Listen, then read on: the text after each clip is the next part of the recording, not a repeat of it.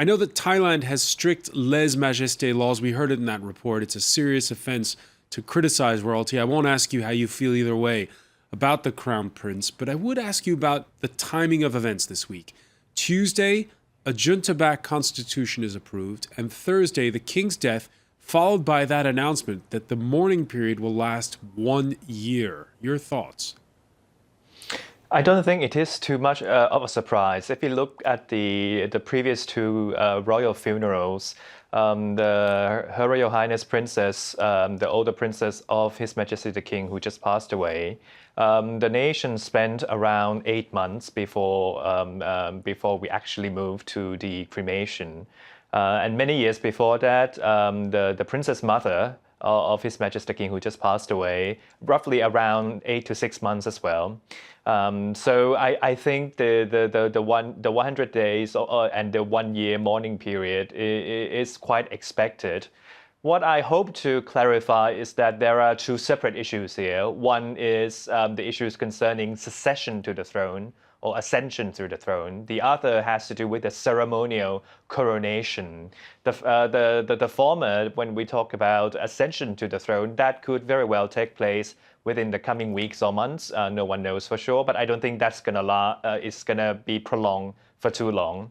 But the coronation itself, the celebration, the celebratory coronation will logically have to follow the mourning period, and that can be quite some time away. We heard in that report one man saying that he fears an era of uncertainty now, but we also saw the stock market in Bangkok soar this Friday, up 4.8%. Yes, because it has dropped significantly over the past few weeks. And I think the institutional investors and experienced foreign investors know that right now there are no riots on the streets. Right now, the government seems to be on the same page with the forces in Thailand as well as the Crown Prince. So I don't think there are cause for immediate concern, and that's perhaps explains why the stocks has picked up. At the same time, one can look at limited readings from the stock markets, but the Thai economy, on the other hand, remains a big question. Remains a big question, and the political future with the passing of this new constitution where the junta is going to have a free hand. We all remember that back in 2014, many said the reason for the coup was the fact that the king was falling ill. I myself would say that 2014 coup d'etat is the second episode or part two of the coup that was staged in 2006 to oust the former Prime Minister Thaksin Shinawatra. And the 2014 coup, this latest coup just 2 years ago, indeed ousted his sister, Yingluck Shinawatra, the former Lady Prime Minister. And that explains that there is still tensions there between popular civilian leaders and military-backed or the military juntas themselves. And I think this remains a big question that will be delayed for discussions while the Thai people will engage in a period of mourning.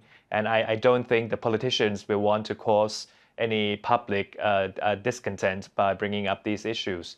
But at the same time, I think there are proceedings that are pending. For example, the rice subsidy case, which the current military government is trying to demand billions of US dollars in compensation from the former Lady Prime Minister Yingluck Shinawatra.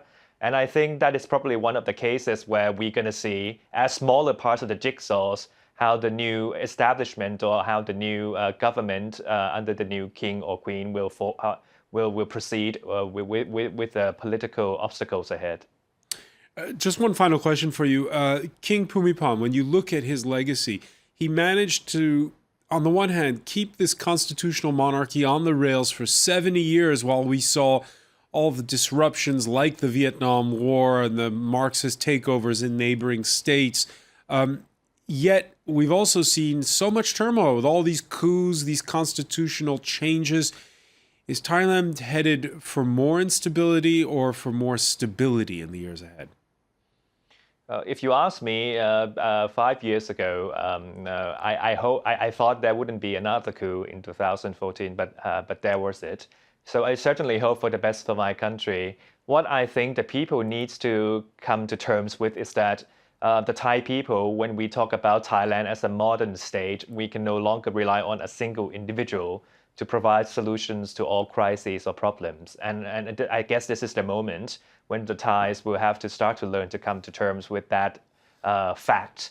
And as we come to terms with that reality, the Thais, as well as the politicians and generals and common citizens, will have to take responsibilities that we need to establish a more stable and certain system of governments, and the interventions and struggles that used to happen in the past, and the past hope of waiting for a royal intervention might not be the solution that we've seen in the past.